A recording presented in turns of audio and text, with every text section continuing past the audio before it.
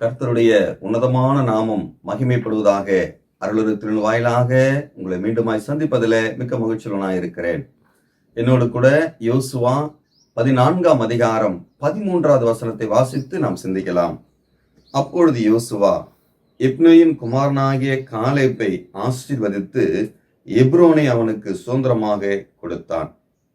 யோசுவா செய்த செயலை பார்க்கிறோம். யோசுவா காலேபை ஆசீர்வதிக்கிறார்.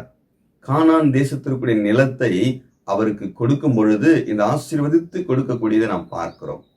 பாருங்கள், இஸ்ரவேல் ஜனங்கள் எகிப்திலிருந்து புறப்படும் பொழுது 6 லட்சம் புருஷர்கள் என்றும் வாசிக்கிறோம்.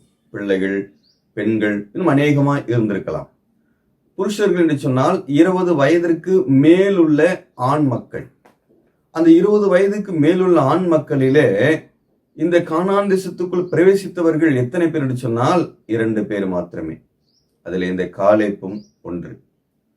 பாருங்கள், இந்த மற்ற ஜனங்கள் வனாந்தரத்திலே மரித்து போனார்கள். 20 வயதிற்கு கீழ் இருக்கிறவர்கள் உள்ளே வந்தார்கள். அவர்களும் ஏராளமான ஜனங்கள் உள்ளே வந்தார்கள். ஆனால் அந்த பழைய மனிதர்களிலே இந்த காலேப் என்ன செய்கிறார்? கானான் தேசத்தை பார்க்கிறார், உள்ளே பிரவேசிக்கிறார்.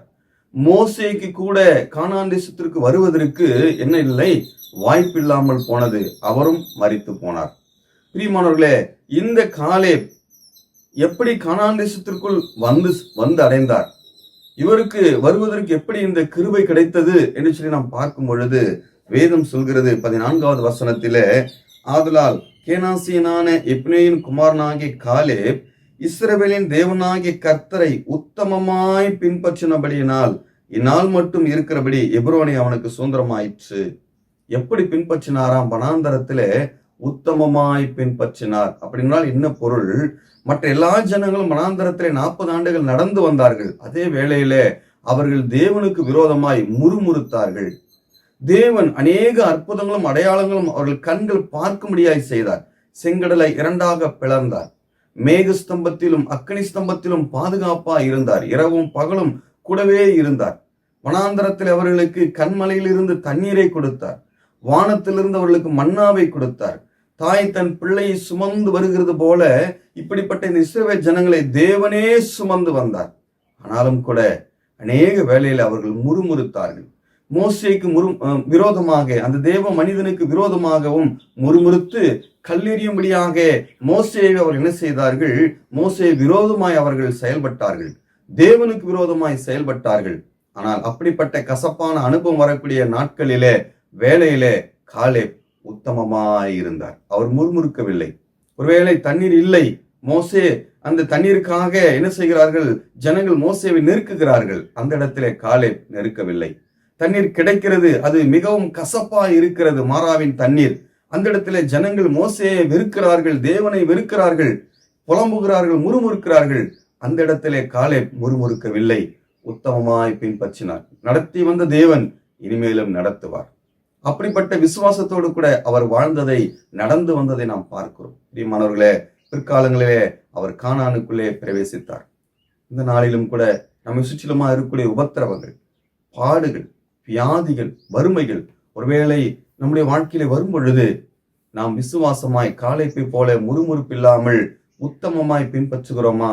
அல்லது முறுமுறுத்து தேவ மனிதர்களையும், ஒருவேளை உங்களுக்கு வசனத்தை பகிர்ந்து கொடுக்கக்கூடிய தேவ தாசர்களையும் முறுமுறுத்து உங்களை உண்டாக்கின தேவனுக்கு விரோதமாய் முறுமுறுத்து கொண்டிருக்கிறோமா? நமக்கு அது எச்சரிக்கையாய் இருக்கிறது. காலேப் சுதந்திரித்தார். அநேக ஜனங்கள் வனாந்தரத்திலே மரித்து போனார்கள். பிரியமானவர்களே, நம்முடைய வாழ்க்கையிலே கஷ்டங்கள் தேவன் அனுமதிக்கும் பொழுது நாம் உத்தமமாய் அதை சகித்து தேவன் இதை மாற்ற வல்லவர் என்பதை எண்ணி விசுவாசத்தோடு கூட முன்னேற வேண்டும் என்று சொல்லி காலேப்பின் மூலமாய் நாம் கற்றுக்கொள்ளுகிறோம்.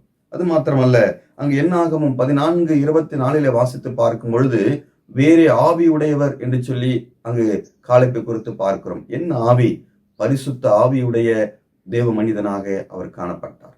நாமும் கூட ரட்சிக்கப்பட்ட பிள்ளைகளுக்கு தேவன் பரிசுத்த ஆவியை கொடுத்திருக்கிறார். பரிசுத்த ஆவியை துக்கப்படுத்தாத வாழ்க்கை இருக்க வேண்டும் என்று சொல்லி வேதம் நம்மிடத்துல எதிர்பார்க்கக்கூடியதா இருக்கிறது. அது மாத்திரமல்ல, இதை யோசுவா 14ஆம் அதிகாரம் 11ஆம் வசனம் பாருங்கள். மோசே என்னை அனுப்புகிற நாளில் எனக்கு இருந்த அந்த பலன் இந்நாள் வரைக்கும் எனக்கு இருக்கிறது. யுத்தத்திற்கு போக்கும் வரத்துமா இருக்கிறதற்கு அப்பொழுது எனக்கு இருந்த பலன் இப்பொழுதும் எனக்கு இருக்கிறது என்று சொல்லி பார்க்கிறோம். பாருங்கள், இங்கு பலன் குறையாமல் இருந்தது. நம்முடைய வாழ்க்கையில கூட ரட்சிக்கப்பட்ட நாட்களிலே இருந்த உற்சாகம் இந்த நாளிலும் இருக்கிறதா என்பதை நாம் பரிசோதித்து பார்க்க வேண்டும். அப்படி அது ரட்சிக்கப்பட்டால் அந்த உற்சாகத்தை விட நமக்கு இந்த உற்சாகம் எப்படி இருக்க வேண்டும்? பல மடங்கு பெருகி இருக்க வேண்டும். அப்போஸ்தலனாகிய பவுலை போல வயதாக வயதாக அவருக்கு கர்த்தருக்குள்ளாக இன்னும் உற்சாகமாய் இருந்தார். அதுபோல நம்முடைய வாழ்க்கையில இன்னும் உற்சாகத்தோடு கூட வளர்ந்து கொண்டே இருக்க வேண்டும். ஒரு மரம் வளர்ந்து இலைகள் என்ன செய்யும்? ஒவ்வொரு வருடமும் புதிய இலைகளை அது தன்னுடைய மரத்துக்குள்ளாக அந்த இலைகளை என்ன செய்யும்? அது வளர்ந்து கொண்டே இருக்கும். எப்பொழுது புதிய இலை வருகிறது, தடை செய்யப்படுகிறதோ, நிறுத்தப்படுகிறதோ, அப்பொழுதே அந்த மரம் பட்டு போய்விடும். அதுபோல நம்முடைய வாழ்க்கையில கர்த்தருக்குள் வளரக்கூடிய வாழ்க்கை, உற்சாகம், உத்தமம் இது தொடர்ந்து கொண்டே இருக்க வேண்டும், அதிகரித்து கொண்டே இருக்க வேண்டும். அப்பொழுது நாம் கர்த்தர் நமக்கு வைத்திருக்கக்கூடிய தெய்வீக ஆசீர்வாதங்களை நிறைவாய் நாம் பெற்றுக்கொள்வோம். பாருங்கள், காலே மாத்திரமல்ல, அவருடைய சந்ததிக்கும் அது கொடுக்கப்பட்டது. பிரியமானவர்களே, நம்முடைய வாழ்க்கையிலும் கூட கர்த்தரை உத்தமமாய் பின்பற்றுவோம். அந்த உத்தமம் எப்பொழுது வெளிப்படும்? உபத்திரவத்திலும் பாடுகளிலும். அப்படிப்பட்ட நாட்களிலே நாம் மிகவும் ஜாக்கிரதையாக முன்னேறி வர தேவன் நமக்கு உதவி செய்வாராக. கர்த்தர் உங்களையும் உங்கள் குடும்பங்களையும் ஆசீர்வதிப்பாராக.